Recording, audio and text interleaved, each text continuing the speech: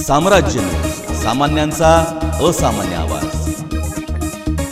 Republican party of इंडियाचे कार्यकर्ते, केंद्रीय मंत्री रामदास आठवले व महात्मा फुले आर्थिक विकास महामंडळाचे माजी अध्यक्ष राजाभाऊ सरवदे यांचे कट्टर समर्थक साई निकंबे यांचे मंगळवारी निधन झाले। त्यांच्या पश्चात पत्नी, 2 मुले असा परिवार आहे।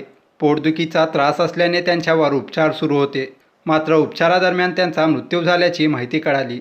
आंबेडकरी चळवळीतील चांगला कार्यकर्ता कमी वयात गेल्याने सोलापूर शहरात हळहळ व्यक्त केली जात आहे। गुरु नानक चौक तसेच आंबेडकर नगर भागामध्ये त्यांची चांगली ओळख होती।